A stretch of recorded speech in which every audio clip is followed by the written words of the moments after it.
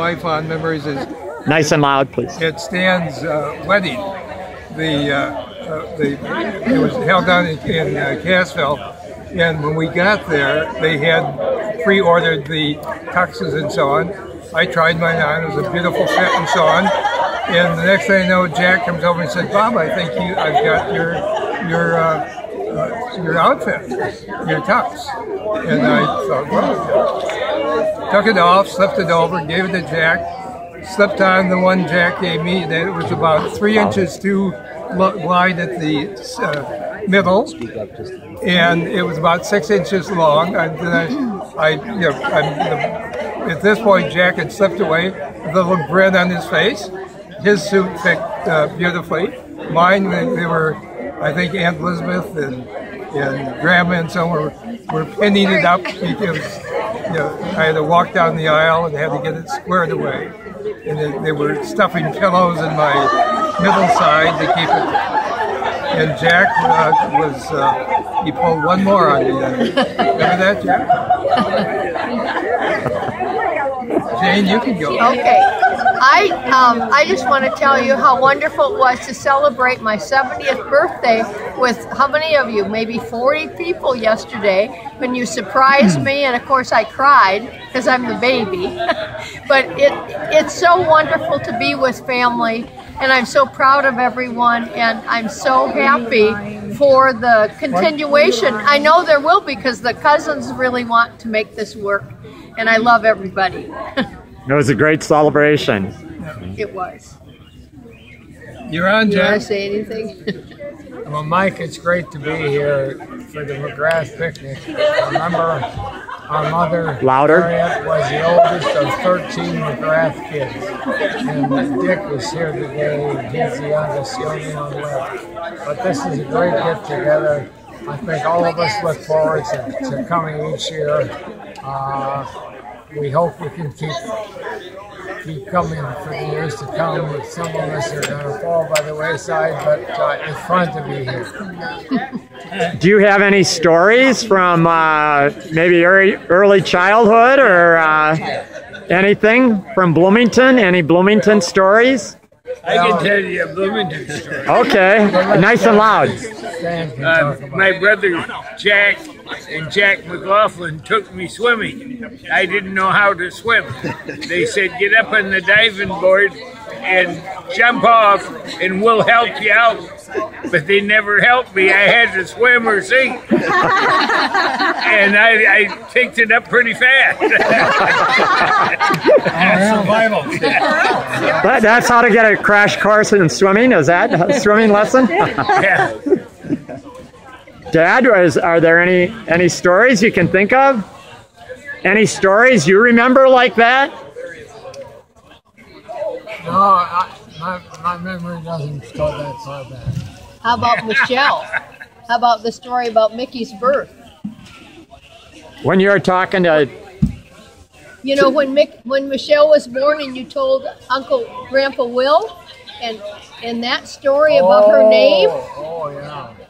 I went over to Bloomington to visit Grandpa and Grandma, and Grandpa was sitting in the living room in his favorite chair. And I said, Grandpa, did you know Stanley and Gert had a baby? Had a what? He was hard of hearing, like I am today. I said, Stanley and Gert had a baby. Oh, what'd they have? They had a girl. They had a what? I said, they had a girl. Oh, they did. What did they call her? I said, Michelle. He said, what? I said, Michelle. He said, hell. I said, no, Michelle is French. He said, damn it, it must be.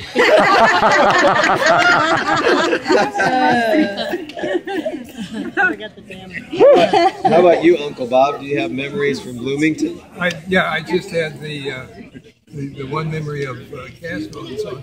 But the memories of Bloomington, Mary Jean and Pat and I were kind of the threesome and so on. And I remember one year, and this is during the Depression, there was not a lot of money and so on. And wanted to get my parents, I think it was their 25th wedding anniversary, a present. So we spent the summer picking gooseberries. And I guess we got 3 or 4 gallons and sold them for a nickel a pint. I think we raised it, there was quite a few pints. We raised $1.25 to buy a present for them. What do you remember what you got them? I don't. Oh, yeah. That's great. Dad, remember when you won a goose? A goose. You said you won a goose. Yeah, that was at bingo. They had A goose. the Legion before Thanksgiving had a bingo for turkeys, and they were live. Anyway, Oni McGrath and I tied for first, so they gave us goose. And so I got my live goose and I headed home to Harriet to show her what I won. Anyway, the goose kind of crapped a little on the way, but I made it. And anyway, I said to Harriet, where should we put the goose? We'll put that in the vegetable room in the basement. That was a mistake. The goose slopped on all the jars. And anyway, it was what you call a smelly event.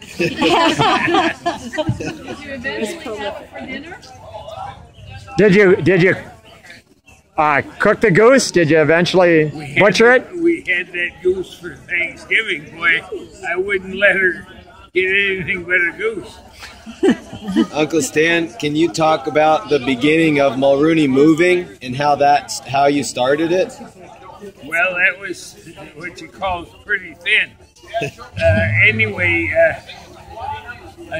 on the 1st of May 1961, I started Mulrooney Moving and Storage, and I had a truck that was 14-foot box with an attic up over the top, and we did a lot of hauling with that truck.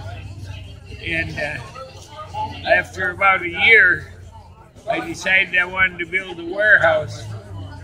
And so I went to a banquet where the Bishop O'Donnell was, and a fellow across the way from me was asking me how my business was going, and I said, well, pretty good, but I said, I'm trying to find some money so I can build a warehouse.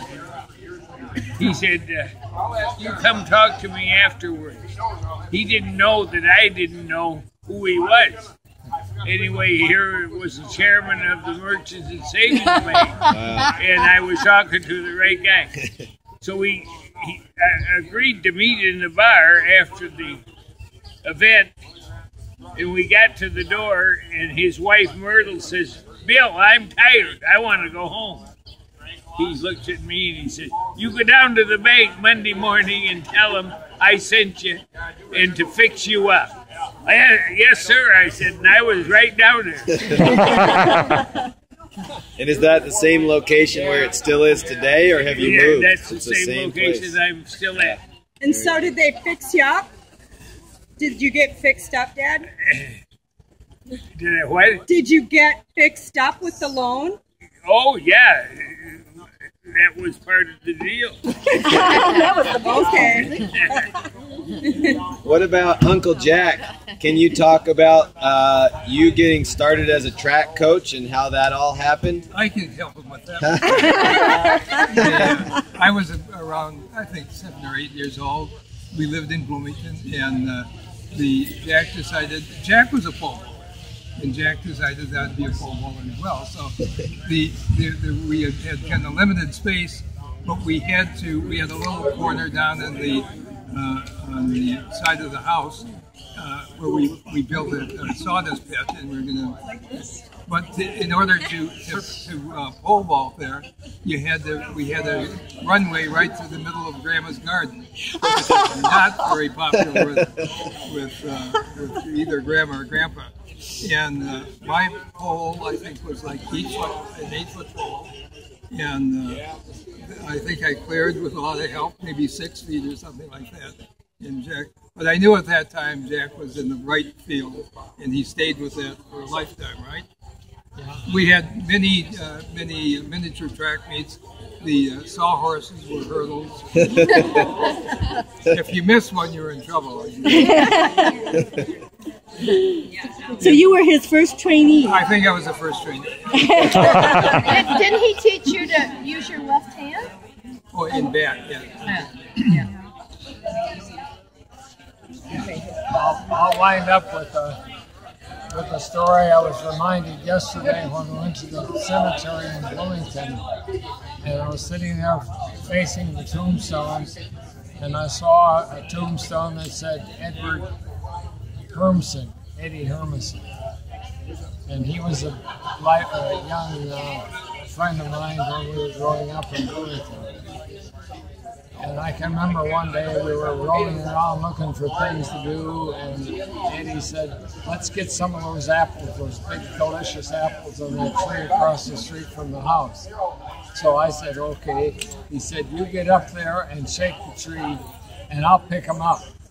So I got up there, I got all set to shake the tree, and I looked down, and there was Eddie running like a wild deer, completely out of the place. I thought, what in the heck is going on there? And just then I heard a voice down below, and I looked down, and here was a fellow in a black suit and a white collar, Father Gray. He said, Jack, have you got permission to take those apples? I said, no, Father. He said, you better get down then. But that young man was killed in the war during World War II. Helped me to steal the apples. I got a Clifford story that I used to live with them in college. I was studying down at the kitchen table real late one night, and Clifford came in the middle of the night, and he got out an orange Melmac cup, and he put about 4 teaspoons of coffee in it, and then he put about 3 teaspoons of sugar. And he filled up the rest with hot water, and he stirred it, and took a sip. He said, I can't sleep with a damn. That was my Clifford story. I remember many of nights like that. He was always doing that. The mushroom. Yeah. Well, if I can throw in a story, Dad, I remember Mom telling the story that you were going to go visit her in La Crosse, I think, and you were... You got to move that so I can't read your lips. Okay. You're going to go visit Mom in La Crosse, and you're going to borrow one of your uncle's cars, one of the McGrath's car, and they said, well, Friday you could pick it up after work, and you could, so long as you had it back by Sunday. And he gave you the keys, and you knew it was whatever color it was, tan car and Chevrolet. And so you went downtown where he had left it after work, and he was going to let you take it, and you saw the car, and you took off and had a good weekend, and you came back into town, and the police were there to pick you up. He was. And the police were there to pick you up, and you didn't know what it was, and you had happened to take somebody else's car. And the McGrath car was parked on the next block. But you talked your way, or you explained your way out of that one, and you didn't get arrested. The answer to that is love is blind.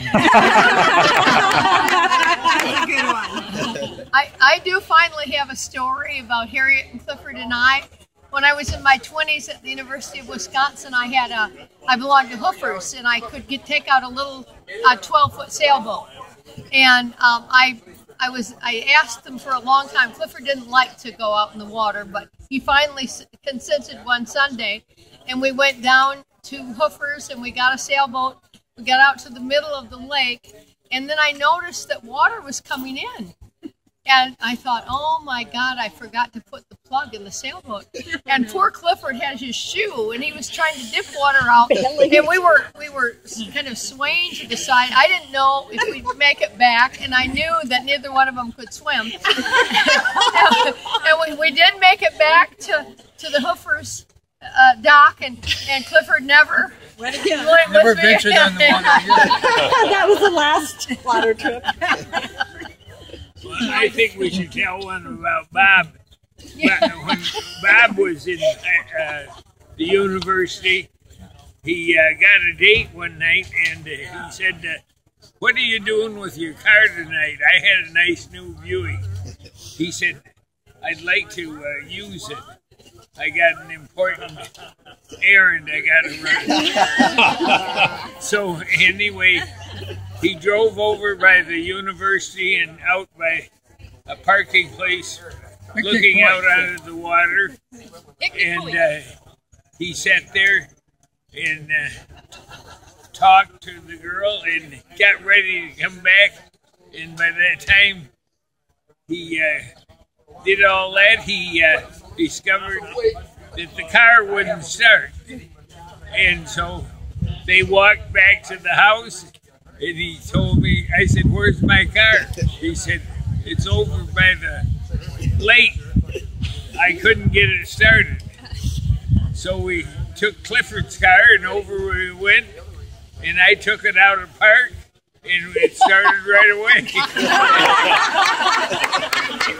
What happened there, Dad? I had other things on my mind.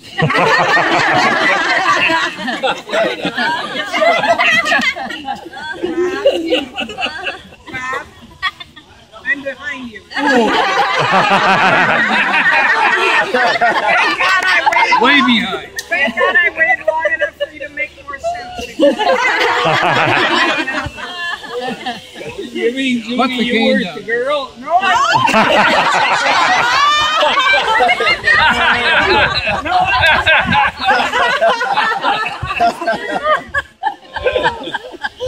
Too bad. What was her name, Bob? You remember? What was her name? Incriminate yourself. There's got to be some driving stories about Harriet, right? Some of her driving expeditions about Harriet. I know I have one. We were walking from Aunt Pat's house, one of our trips, and here comes Harriet down a one-way street going the wrong way. And we were just glad we weren't in the car with her. There's got to be plenty of stories about Harriet driving. I know, but she might not be enjoying this. What about the story, Uncle Stan, about your car and Clifford? In your car, you got Clifford. Yes. I found a nice used car down in Janesville for my dad. So I waited till Sunday, and then Gertrude and I drove it up there to him. And on the way up, we stopped at Glenway Golf Course. My sister Pat was golfing there, and she looked that car over mine. She said, "That's a nice looking car.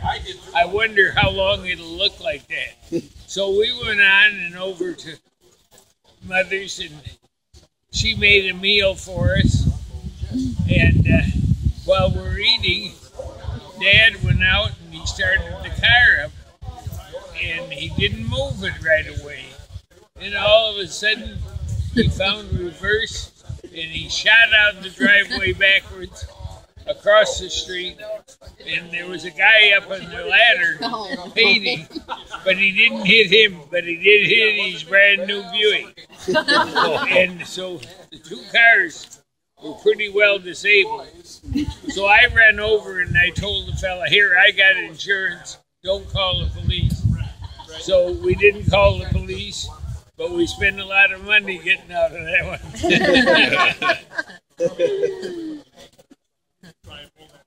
Well, what about church? Church was such a big thing with Grandma especially, and there must be a lot of church stories. I remember her going to church every day, right? I remember a church story when Clifford sometimes refused to go to church because that was his way of kind of, telling Harriet he was doing his own thing. And so he ran up to I think he locked himself in the bathroom downstairs.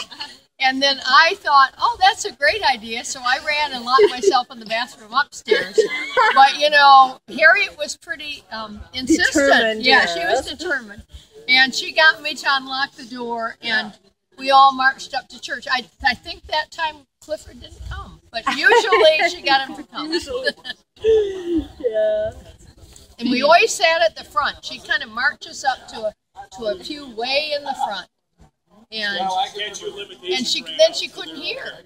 She usually couldn't hear what the priest was saying, but she'd bring her rosary and her prayer book. Yeah. Yeah.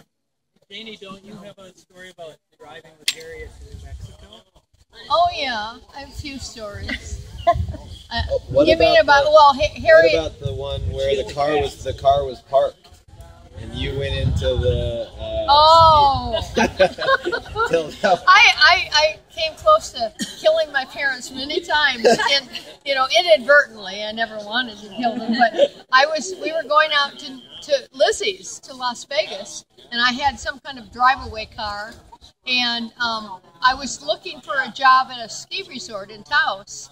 So I drove in, and it was November, and there was a lot of snow, and anyway, there was just a little bit of space for parking up a hill.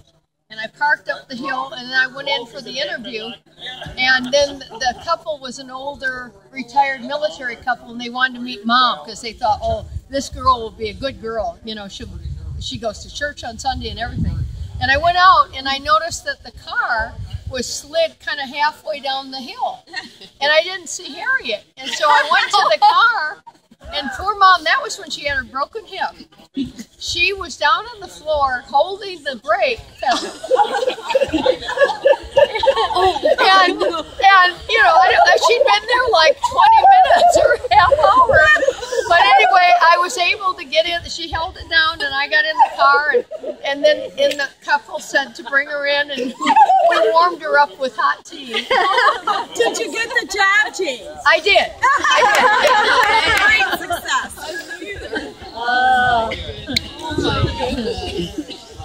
Well, poor thing. Don't have children. You think we should do a final picture of all of us?